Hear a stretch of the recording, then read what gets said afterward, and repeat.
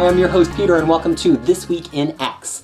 This is a pilot for a new feature on Cushion Comics where I talk about the X-Men books out this week. It's not quite summaries, it's not quite reviews, it's me talking about what you'd need to know to pick up the books and if you ought to pick up the books, plus maybe a little dash of breaking news on X-Men or what's been going on with the franchise. First up, we have Cable issue 153. This issue was created by Ed Brisson on writing duties, artist John Mallon, colorist Jesus Abertov, and letters by Travis Lanham. The cover is by John Mallon and a different colorist, Federico Blee. Previous to this, James Robinson had relaunched Cable with the Resurrection Initiative in 2017. Now writer Ed Brisson has tackled this arc on Cable. And I have to say, I'm not loving this issue. So here's the story so far. Cable has detected that one of the externals has been killed sooner than history would indicate should have happened. And he's gone back in time to investigate that, and he thinks there might be some sort of externals serial killer on the loose. So he assembles a team that's from that point in time, rather from the current point in time, to try to track down what's happening. Now, I really dug the first few issues of this book. John Mallon, who's doing the art, has a really delightful style that is very 90s throwbacky. It really reminds me of Mark Silvestri and Rob Liefeld from the day. It kind of has these tall, spindly figures with a lot of crease lines on their clothes, and it just really evokes that for me. I think the art has been strong, unless you just don't like that kind of 90s thing. Also, I kind of like the take on Cable as sort of time cop, because Marvel tends to really get out of control with all these people from the future, people from the past, constantly, to the point that their continuity makes even less sense now after Secret Wars than it did before, and we all thought Secret Wars was maybe going to fix that stuff. But we have Cable here keeping an eye on things, so that's cool. The thing that's not really making sense for me is I don't know that Brisson really is nailing how to write Cable. He's always kind of a stern figure, but he tends to be somebody who has a poker face and holds his cards close to his chest because he knows, right? He knows something about the future he can't disclose. He has some strategic thing he doesn't want to reveal, but it's not really feeling like that in this arc. It's feeling like he's just not talking to everybody because he's not talking to everybody.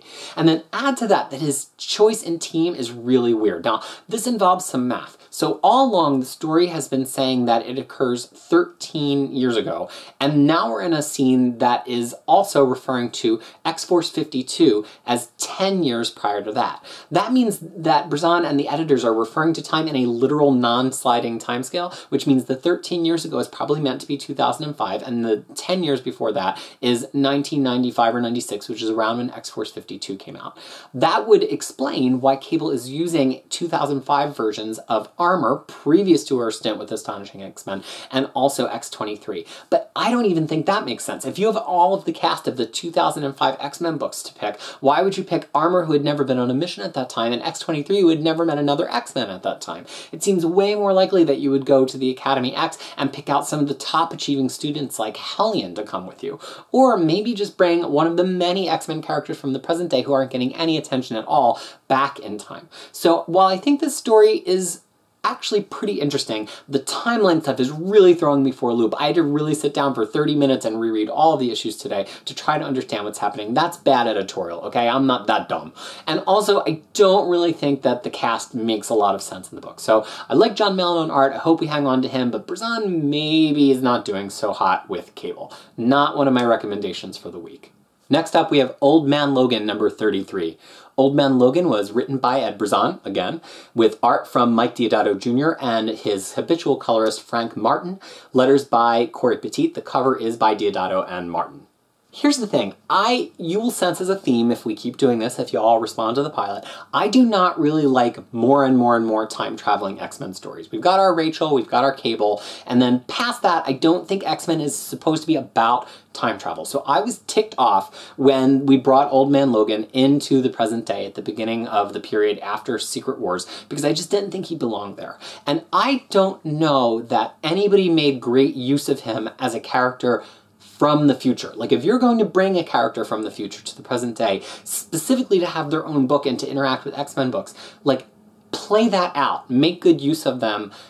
Do things that you could only possibly do with that character with that kind of perspective. And I just think that they've mostly been using him as a replacement Wolverine after the first few Jeff Lemire issues, and it just bugs me. I don't understand why that's necessary. However, in Lemire's final arc, and especially in Brison's first arc, that all changed. Brisson does this brilliant thing where he takes Maestro, who's this kind of future Hulk, who is a major villain, and he has him bring all of the awful hillbilly Hulks from the future back to the present, and they're the ones who killed Old Man Logan's family in the future. So it creates amazing tension from the present, and it was the first story that really hit for me. And an incredible Mike Deodato art, and it was just a solid hit. I was like, oh my gosh, I care about this title.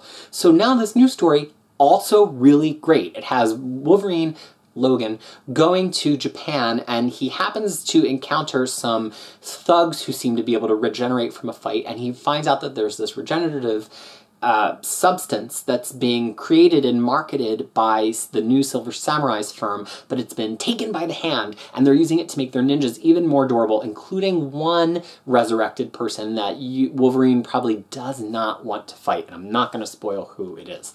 But here's the thing. This story just feels like a fantastic Wolverine story, not an Old Man Logan story. I don't think there's any reason really why we need the future Old Man Logan back in time for this. And it kind of just happens to him. Like, he's in Japan and then all this stuff happens and it feels really coincidental. So I'm willing to kind of like bite my lip and look past that and enjoy it because it's a good story, but it just feels like something we should have kept in our pocket for when the real Wolverine is back in a matter of months, rather than Old Man Logan. Who knows, maybe he's going to come to terms with this revived hand person from his past in a way that only a Logan who had gone on to experience some amount of happiness could.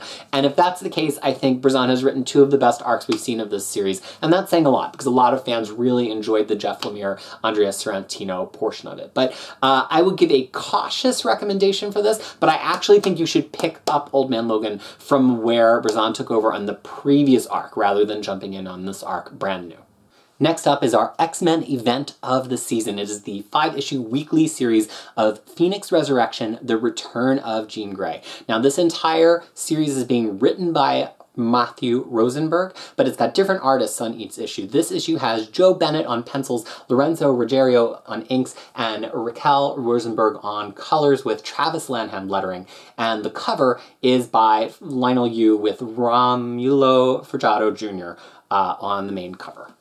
I love Matthew Rosenberg. I think he's a very smart writer, and I think he does a lot more than just write an issue of a comic. I think he pays attention to a lot of the other factors of how the comic is going to be perceived and received. And I think this is case in point. If this wasn't third issue of a 5-issue series that was coming out over months, I would say like thumbs down. It's slow, not a whole lot happens, it doesn't have a great cliffhanger, it's kind of just But Rosenberg knows that he's not releasing something over the course of 5 months. It's coming out over the course of 5 weeks. And almost just feels like a graphic novel that has been split up into chunks for us to read over the course of 5 weeks. And from that perspective, I think the pace is perfect. So the whole idea of this series is that the Phoenix Force is back at Earth, which has actually been a thread that's happening in the Jean Grey title, the ongoing title with the Teen Jean Grey, which will be ending, I think, with its next issue, or at least coming to a resolution. But additionally, there's some very strange psychic phenomena going on Earth that has to do with significant points in Jean Grey's history and past. And the X-Men are getting readings for these events on Cerebro, but they're really not sure what they mean to do or indicate. So it's a big mystery. The mystery has been going for 3 issues, and we have just now kind of gotten to a point where it's come to a head in this issue. The thing that I love about it is it shows the X-Men like having agency in doing things, even if they're not finding out that much stuff. And it's using such an awesome cast of X-Men characters, really characters that we have not seen put to good use in quite some time, or at least not bump up against each other in the same way in some time. And in this issue, Joe Bennett really nails the art on most of them. But the other half of that story is Jean in this sort of amorphous place that is not really fixed in time, and she seems to be encountering all manner of dead X-Men there. And some that had been dead but aren't currently, as we see with her experiencing a conversation with Magneto in the past issue and Logan in this issue, even though it seems that Logan may be back in current Marvel continuity, although nobody else knows that yet. So where is this place? I think it probably has something to do with the Phoenix's White Hot Room, but I don't know. I would say definitely pick this series up. It's fun to have these one-week cliffhangers and then come back to it the next week and see all of the fans on the message boards and on Twitter all react reacting to it all at once is a special kind of thing, and it's something that you can only do with these quick in-succession series. It's going to lead to Jean Grey coming back. We already know she's going to be leading a team in X-Men Red, written by Tom Taylor, who's another great author at Marvel. So I think if you're looking for somewhere to just like dip your toe into the X-Men franchise right now, you should just be picking up Phoenix Resurrection and then get ready to start picking up X-Men Red after that. So I don't know that this issue is the best issue ever, but I definitely recommend the series, and keeping up with it. The next 2 weeks are going to be really, really riveting, I am pretty sure. Next up, we have XMen Blue, issue 19. This issue is written by Cullen Bunn, penciled by R.B. Silva, inked by Adriano de Benedetto, colored by Rain Barredo, lettered by Joe Caramagna, and with a cover by Arthur Adams with Rain Barredo on colors again. Let me tell you, if we'd been doing this video series for like months now, you would hear me giving thumbs down to XMen Blue over and over again because I don't like the time-displaced X-Men. However, I can say, both as somebody who doesn't like the team and as somebody who's trying to help you find the right X-Men books to follow, this is a good issue of XMen Blue. It looks amazing. R.B. Silva has really, along the past year, come out as one of my favorite Marvel artists, and I really think he's paired extraordinarily well with the rest of the art team here. I think altogether they achieved something really close to Stuart Immonen's look from the original launch of All New X-Men back in 2013, and he's widely regarded as one of the greatest artists that Marvel has in their arsenal, so to see somebody who's a smaller name with their art team get that same level of quality is fantastic. Cullen Bunn is not always my favorite writer, but I think the fan community has united to say that his Magneto was amazing, and then he did a decent job on Uncanny X-Men, continuing this kind of X-Force-y feel of Magneto trying to punch before he even needs to counterpunch. That's how X-Men Blue started out, but it's not where it wound up, which is a little strange. Like, the first couple of issues made it out to be that Magneto was going to be using the team as his tool to do these preemptive strikes against other mutants. That's how it started, but then everything since then has been all, like, cross-time stuff. And this is actually an arc called Cross-Time Capers, and we've seen the X-Men use the time platform that Magneto had in the basement of their Madripoor base, because Magneto, Polaris, and Danger disappear from the present day, and the X-Men aren't sure why. And when they use the time platform, it thrusts them through time to a number of places. They go to X-Men 2099, they go to 90s Generation X, and in every event they find that they've somehow become the villains in that time stream, and that they've been around since the beginning, even though they're supposed to be displaced. So in this issue, they finally make it back to the past, along with 2 additional cross-time characters they've got with them in this run. Jimmy Hudson, who's Wolverine's son from Ultimate Marvel, and Bloodstorm, who's the Storm from the Little Red Mutant X from the late 90s that was Havoc's splinter reality he shunted into after the explosion in X-Factor 149. So this issue, it just does so well, because what Bunn is doing is he really seems to be like searching far and wide across X-Men right now to look for all the time travel-y type of threads, problems, hooks that he could get into, and just hoover them all up into one book. And in doing that, make it really feel like there has been a continuous arc for the All New X-Men all along, which really, it hasn't felt like that. Like, if you go back to the beginning of All New, All Different Marvel, I didn't really feel like that title by Dennis Hopeless, who I usually like, and Mark Bagley, who's usually pretty solid, had a point to it. It kind of just felt like wheel spinning for 19 issues. Maybe because Jean Grey wasn't there, but maybe because it didn't really feel like there was a purpose for the All New X-Men being in the present. We had kind of just shrugged our shoulders and said, okay, I guess this is still happening. But Bunn makes it feel like it's still happening for a reason, and it had been still happening for a reason, which is a great thing, because we're on like issue 80 of these characters right now, even though it's only been running since the end of 2012, the beginning of 2013, because this book has double shipped so much whenever it stars this team. So it's starting to feel like we're almost coming to the end of whatever this chapter of the time-displaced X-Men is. This book is scheduled to go on for at least, I think, another 10 issues after that, and they've already solicited an arc that's going to be a crossover with Venom, so it's not like this arc is going to like suddenly resolve everything and the X-Men are just going to be done, but something clearly climactic is about to happen, especially with the final page reveal here, which takes a story from the recent past that I hated and suddenly makes it relevant and seem like maybe it was there for a reason, which I think is the sign of somebody who's doing some really good writing. So I will say, if you like the time-displaced X-Men, I would say that this book is worth picking up. I don't know if you want to pick up Blue from the very beginning, but then you will miss out how Jimmy Hudson and Bloodstorm got onto the team. I don't know that really matters. I think you could just start at the beginning of this arc and probably appreciate it. So let's call this a tentative recommendation. If you enjoy this team and you've been following them and you kind of fell off, this would probably be the time to get back on board to start to watch how it's going to climax. Our last book this week is X-Men Gold Annual 1. This annual was written by Mark Guggenheim, who's the regular series writer, along with Leah Williams. It's penciled by Alitha E. Martinez, inked by Alitha as well as Craig Young, colored by J. David Ramos and Dano Sanchez Almara, and lettered by Court Petit, with a cover by the classic Excalibur illustrator Alan Davis with his longtime inker Mark Farmer, and colored by Chris Sotomayor. That's the primary story. We'll come back for the secondary story a little bit later. So this is a 30th anniversary celebration of Excalibur, which is my favorite comic book of all time. I revere Excalibur, both the original Chris Claremont, Alan Davis Excalibur, as well as the Alan Davis run on his own that started around issue 42. I actually probably like that run more. This issue has that cast. I don't know if it really recaptures the magic. So basically, it can be read all alone. It doesn't really rely on anything that's really been happening in X-Men Gold, except for the Rachel Summers stuff, which I'll get to. And Rachel, Kitty, and Nightcrawler receive word that they should pay Captain Britain and Megan a visit back in the reconstructed Light Tower in England. And so they take a cross-Atlantic flight to do just that. They're there for a very benign reason, but a prior conflict for Rachel catches up to her and causes there to be conflict here. There's some good things and some bad things here. I want to start with the bad so I can come back to the good and sound like I like this comic book. The bad is that I really find that X-Men Gold is having trouble finding authentically voiced things for the characters to do. And if you go through and read this issue, it feels like other than things that are said by Rachel Summers, you could almost just swap any of the other characters. Like Nightcrawler is taking care of a child at one point, and he's very cute in doing it, but then I reread it and I thought that could easily be Kitty. And in the battle, the order that they kind of take on the threats and do the things that they do doesn't feel like uniquely them either, even if you take into account the use of their powers. So it's weird because this run is like very fan servicey. It brought back Excalibur. It's been bringing back a lot of characters we really like in the main run, but even in its fan service, it feels like very vague and approximate, and that's a problem that I'm having in this issue as well. Also, there's a big development for Captain Britain and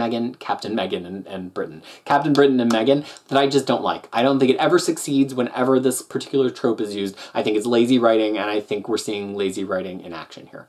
But now let's turn the page to the good. First of all, the art is really, really good. There's an inking change towards the end that throws it off for a couple of pages, but usually I'm just looking here at her name. I think it's a woman's name, Alitha E. Martinez. She's really good, and I think the colors do her a great favor here, and I hope that we're going to be seeing more of art from Alitha on X-Men Gold or somewhere else. But the really good thing is Rachel Gray, or Rachel Summers, depending on how you want to name her. She's a particular favorite character of mine. She's really the first, like, time-displaced X-Men there was. And she's been around for a really long time. And I feel like writers put her off to the side. Like, we've built Cable up to this big importance, but Rachel just disappears for great swaths of time. And like, what is she doing? Her whole world in the present day is the X-Men. We've never seen her really doing too much other than X-Men. So where does she go when she's off camera and not being used? She should be center stage for the X-Men, regardless if Jean Grey is alive or not, because she's not just duplicative of Jean. She's a different character. And it's so weird because I don't like what Guggenheim does with some of the other characters, but I think of all writers in X-Men history, he maybe gets Rachel the most.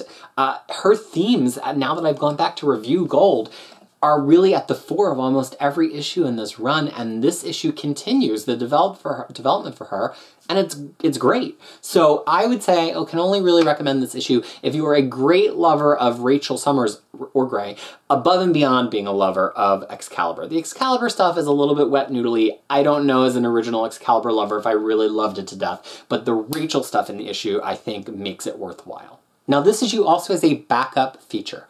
That backup feature is created by Monty Nero as the writer.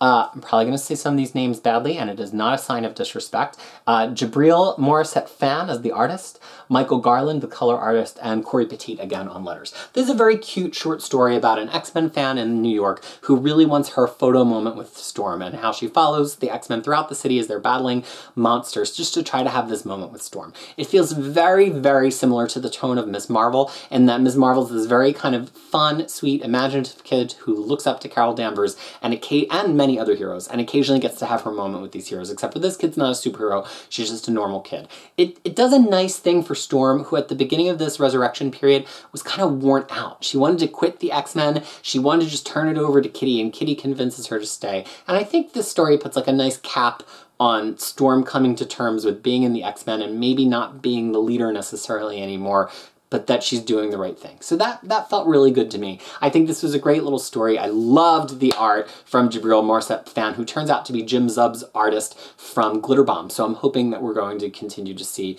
more art from Jabril here at Marvel. That's it for this week in X for the comics released on January 10th, 2018. Thanks so much for watching this pilot episode. That means it is my try at doing something new here on this channel. It's actually accompanied by a pilot blog post on Crushing Crisis that has the catch-ups for each of these issues as well as long-form reviews, and you can find a link to that below. If you like these pilots, both the video and the blog post, you've got to let me know. Don't just do it with your views. Let me know with likes, comments, let me know what you did and didn't like, because it's a pilot season of new features for this channel and on the blog, and the things that are the most popular, the most well-received, and seem to be helping you love the comics the most are the ones that I will consider to keep doing throughout 2018. But most importantly, support the comics. I'm not doing this to help you replace buying the comics. I'm doing this to help you get caught up so you can dive into the books that are good. So please support Marvel comic books, independent comic books in general, and thank you so much for watching this episode of This Week in X from Crushing Comics.